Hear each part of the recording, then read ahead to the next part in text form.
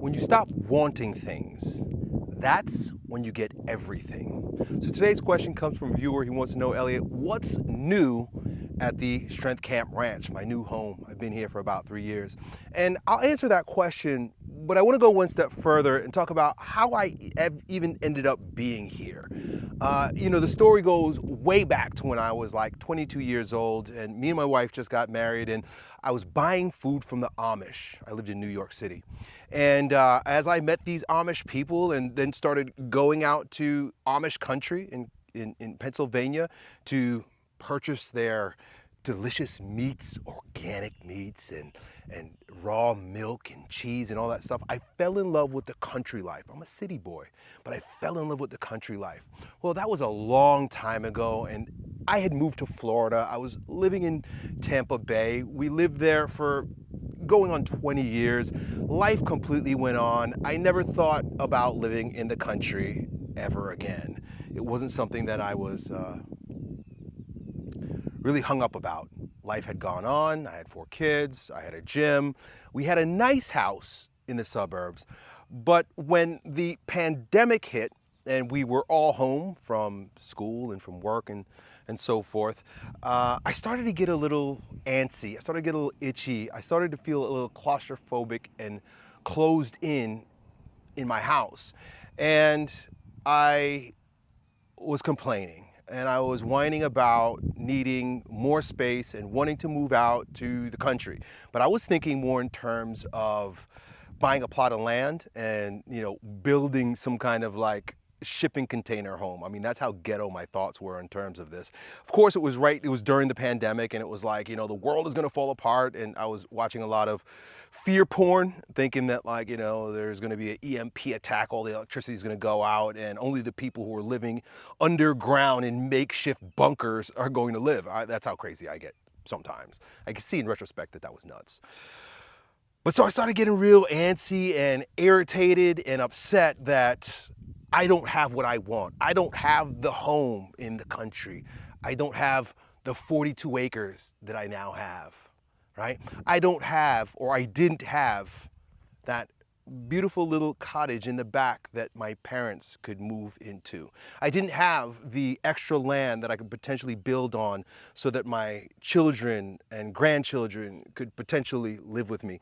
These were all things that were aching. And I didn't have it, and I was upset. And it just so happened that around that time was when I reverted to Catholicism. I started reading books on Orthodox Christianity, and I had this spiritual awakening, you could say, and I stopped all the bullshit. I settled in, and I was grateful for my home. It almost happened like overnight. Like one day I was pissed off and I was like, I gotta get out of this house, I'm claustrophobic. The next day I was like, I'm so grateful that I have a home, right? That's kind of what Christ does to you sometimes, right? I'm so grateful that I have a home. I'm so grateful that I have a roof over my head. I'm so grateful that my mortgage is almost paid off. I'm so grateful that each of my children have their own bedroom. I'm grateful for my neighborhood. And I really started to have an overwhelming sense of gratitude for the little that I had. Now, mind you, it was a nice, sizable house, but I'm a spoiled brat. And so when I decided I'm gonna settle in, hunker down, and fill up this space with all of my love, meaning I was going to pay off the mortgage. We bought new windows for the house. We had the whole downstairs renovated. And I said, this is it. And then I started daydreaming about dying there, being old there. And I was like, you know what? That's fine. I got my neighbor over here. They're old people. This is a beautiful home. I guess my children can come and visit us, even though they might not be able to live here near us. And I started just replaying the story in my mind about why it's good that I'm where I'm at. And I said something previously that's really important to the context of this conversation. I started to fill up the home. I started to fill it up in such a way that I was spilling over with my abundant thoughts. I so filled my space that I needed a bigger container. So I got this idea from the book, A Science of Growing Rich by Wallace D. Wattles. And he talks about how if you want more in life, you have to fill up your current space so that it spills over, and then the universe, God, will give you more, meaning a bigger container. I'm a bigger Elliot, so I no longer can fit in this container. And just like a kid, when he outgrows his t-shirt, just think about, like, if you got kids, like 5 years old, put a t-shirt on him, a couple months later, like, the t-shirt is busting. What does a good parent do? Well, I'm gonna get you a bigger shirt, kid, because you filled that one in and you're about to bust out of it. Well, that's exactly what it was like when I was living in the suburbs. It was me wearing a tight shirt and God the Father saying, Elliot, you've outgrown this. Now it's time for more. Now, I gotta tell you, my state of mind during that time was such that I wasn't gonna jump through any hoops in order to get this house. So here's what happened. I'm living my life, I'm living my best life, I'm grateful, I have a gratitude, and I'm filling up this home with as much love as I can. My wife, unbeknownst to me, was wanting to please her husband by seeking out real estate online. I had no idea. I had no idea that she was doing that, but every morning I guess she would go in, she'd look on Zillow, and she'd just look for stuff that she thinks her husband would like. And one day she comes to me and she's like, hey, check out this property. And I gotta say, the minute I saw it, I was like, that's my home. That's my legacy home. That's where there are going to be multiple generations of Hulses living. Like, I knew it. But I played cool. I said, you know what? I'm happy where I am. I'm grateful for what I have. Let's pursue the home. But if I have to jump through a single hoop, creative mortgages, or, there are some things you have to do to finagle and jimmy rig stuff so that can happen. I was like, I'm not jumping through any hoops, because if God wants me to have this house, he's going to make it easy. He's going to place it in my lap. I'm not going to have to do special extra credit checks or do any creative financing. I don't want to do anything. I said, God, if this is of you, if this is something that you want from me, then you're going to give it to me. And that's exactly what happened.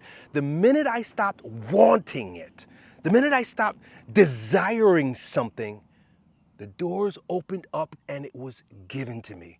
Now, I'm 44 years old, and in retrospect, I can see that in a lot of different instances in my life. That's why I could speak with such conviction. This wasn't just a one-off thing. I think about the growth of my YouTube channel. I think about the growth of my gym. I think about the growth of my family. I think about my professional growth, my physical growth, all the things that have come to me in my life. They've come from a two-step process. Knowing what I want, putting in some effort, but then drawing away. You see, most of the time when we want something, we have the first two parts. That's right. We know what we want. I want that thing, whether or not it's even good for us, that's a different story altogether. I know I want that thing, and I know that it's going to require some steps, some action. I'm going to need to do something to get the money, right? For example, to get this house. But the problem is that the attitude by which you approach that work is from angst. You're operating out of fear, out of anxiety. And when you are operating out of neediness, right? Fear, anxiety, neediness, wanting it, desire, like visceral but uncomfortable desire, you're in resistance. You're totally in resistance. And God can't give it to you if you're steady pouting. Just think about I just think about my kids sometimes. If my kid wants something and they ask me for it and they're cool, they're just like, hey, Dad, I want this thing. Boom, and leave it alone. I say, okay, let me think about it. I'm actually going to think about it. And because I love my child, I'm going to find a way that I'm going to give it to her or him. But if my child says, Daddy, I want this thing, it's not fair that I don't have it, and he starts pacing around and doing stuff and trying to win my favor, I'm going to be annoyed. I'm not going to want to hear it. I'm like, you know what? Even though I gave it to you, I'm going to be resentful to you because now I'm giving you shit because you're trying to force me to give it to you. I think it works the same way with God. You say, hey, I want this. I'm willing to put action towards it, but I'm going to do it with an attitude of joy. I'm going to do the work with an attitude that is, Neville Goddard would say, live in the dream fulfilled. Live in the wish fulfilled. Meaning, be as grateful as you would if you already had it. And I think it was my gratitude for the house that I did have, the home that I did have, that allowed God to say, hey, you outgrew this, my son. Take this shirt off, put another one on, and here you go. It was like handed to me. So I know the question to you was, what's new on the farm? And quite frankly, there's not much new. My orchard that was growing over here looks like shit. My green thumb is now brown, right? No green thumb. In the back there, you may or may not be able to see it, but there's a home behind those trees right there. My parents are moving in at some point to that home over there. They're selling their house in the suburbs, and another dream come true for me. And it's interesting because, you know, when I was a young entrepreneur and, you know, my parents never didn't say I could do it, but my dad was always like, what are you doing? Like, kind of like, you know, why don't you get a real job? You know, it wasn't negative, but just was like curious, like, what are you actually doing? And out of that attitude of wanting to prove something, I was like, one day I'm going to buy you a house, Dad and Mom. I'm going to retire you guys into a home.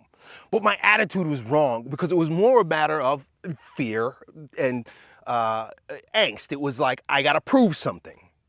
Well, I tell you, man, not only did I get the dream home that I want, but I also was able to provide a home for my parents as my father and mother retire. So in answer to your question, I mean, the biggest, most beautiful budding that has been unfolding here at the Strength Camp Ranch, Hulse Ranch, we'll see, is that home where my parents can live.